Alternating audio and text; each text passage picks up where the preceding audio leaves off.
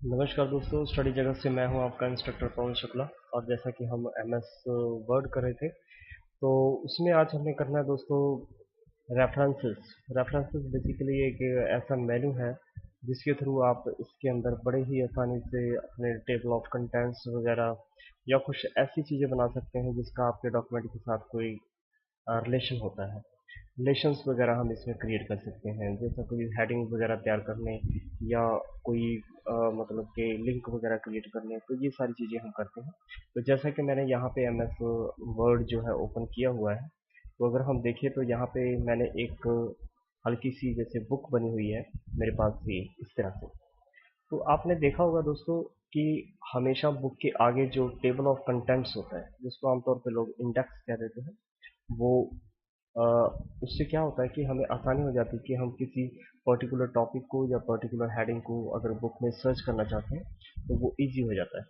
तो इसी तरह से दोस्तों हम इलेक्ट्रॉनिकली कंप्यूटर के अंदर भी एक ऐसा इंडेक्स तैयार कर सकते हैं कि अगर हम उस पर क्लिक करें या उसको यूज़ करके बड़ी आसानी से हम अपने टॉपिक्स को या अपने हेडिंग्स को या अपने लेसन्स को बड़ी इजीली हम बुक के अंदर फाइंड कर सकते हैं। जैसा मैंने बताया कि यहाँ पे मेरे पास एक ऐसी बुक पड़ी है इलेक्ट्रॉनिकली, तो इसमें मैं इंडेक्स क्रिएट करता हूँ। अभी क्या है, अभी यहाँ पे जो जो टेबल बना हुआ है ये वाला, इसमें है तो बिल्कुल इंफॉर्मेशन सही, लेकिन इसके आगे अगर पेज नंबर वगैरह होते या इसके ऊपर अगर मैं क्लिक करूँ वो टॉपिक ओपन हो जाता तो मुझे बहुत आसानी होती। चलिए उसको बनाते हैं, देखते हैं किस तरीके से हम बना सकते हैं। तो उसके लिए हम यूज़ करेंगे रेफरेंसेस और उसके अंदर सबसे पहले टेबल ऑफ कंटेंट्स। तो इसके लिए दोस्तों सबसे पहले मुझे एक ब्लैंक पेज चाहिए, तो मैं यहाँ पे कर्सर को रखूँगा और जैसा कि हमने पहले किया था इंसर्ट के अंदर जाके यहाँ पे हम कर देंगे पेज ब्रेक। पेज ब्रेक से क्या हुआ कि यहाँ पे मेरे पास जो है एक खाली पेज जो है वो आ चुका है। और हमें इसके अंदर जो भी हमारे हेडिंग्स हैं उनको हमें हेडिंग बनाना पड़ेगा। जैसे मैं ये window of Windows and it's component, मैं इसको क्या करता हूँ, इसको सेलेक्ट करता हूँ एंड होम के अंदर जाके हमने यहाँ पे एक चीज़ देखी थी, स्टाइल्स। स्टाइल के अंदर मैं क्या करूँगा, इसको मैं हेडिंग 1 दे, इस तरीके से दोस्तों हेडिंग 1 मैंने इसको बना दिया। और इसी तरीके से डेस्कटॉप को भी मैं हेडिंग 1 क्रिएट कर देता हूँ और इसी प्रकार से मैंने ये माई कंप्यूटर्स को हेडिंग 1 कर दिया।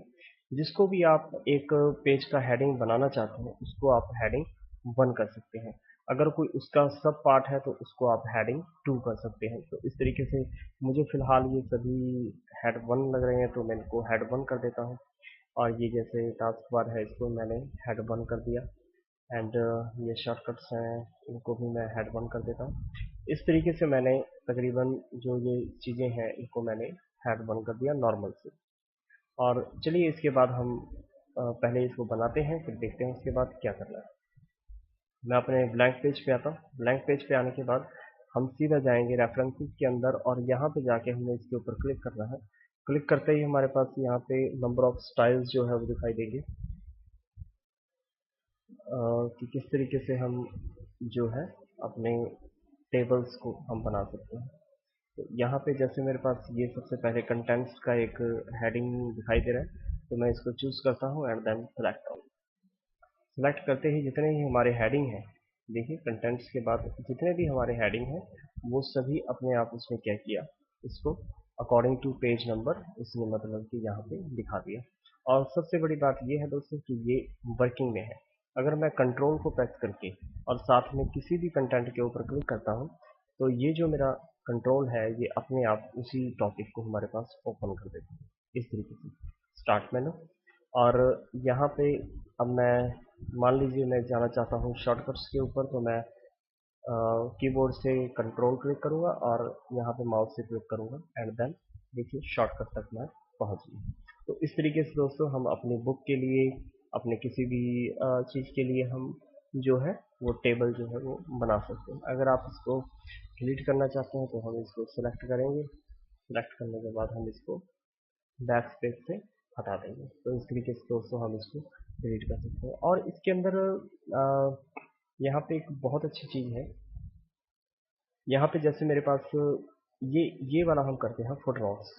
फुट नोट्स बेसिकली आपने बुक्स में देखा होगा कई बार, हमें किसी चीज़ की डिस्क्रिप्शन है वो पेज के लास्ट में दी होती है।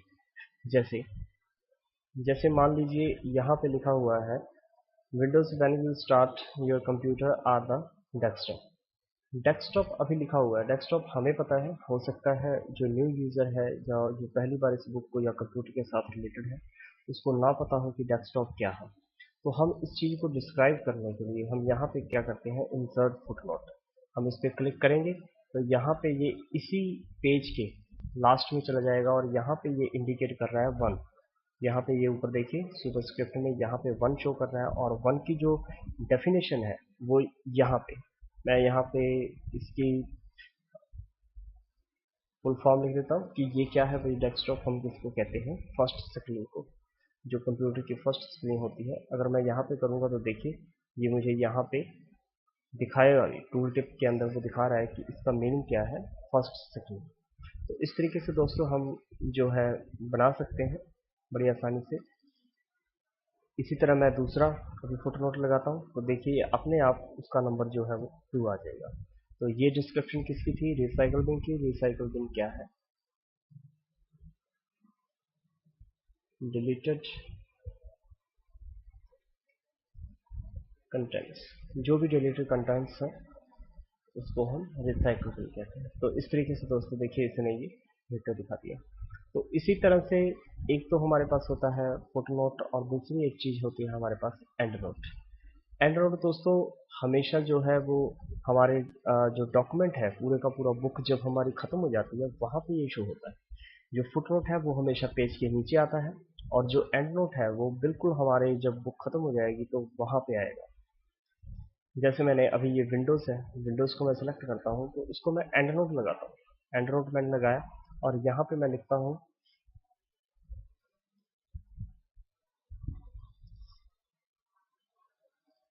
मैंने यहाँ पे इसको लिख दिया कि ये भाई सिस्टम सॉफ्टवेयर है। और ये देखिए आप, ये एंड नोट आया कहाँ पे, ये बिल्कुल हमारी जब बुक खत्म हो गई है उसके बाद ये वहाँ पे हमें शो करता है।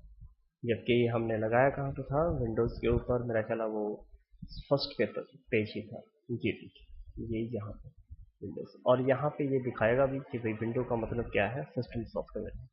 तो दोस्तों इस चीज़ को यूज़ करना, इस चीज़ को लगाना बहुत ही आसान है। और इसको आप अपनी अगर इलेक्ट्रॉनिक्स बुक्स वगैरह बनाना चाहते हैं तो उसके अंदर आप इसको बहुत अच्छे से यूज़ कर सकते हैं और ये काफ़ी इफ़ेक्टिव टूल है। तो इसके रिलेटेड और चीज़ें हैं काफ़ी, उसको हम नेक्स्ट वीडियो में करते हैं। उम्मीद करता हूँ आपको समझ में आया होगा। आप इसको सब्सक्राइब करना ना भूलें मेरे चैनल को। तो तब तक के लिए धन्यवाद।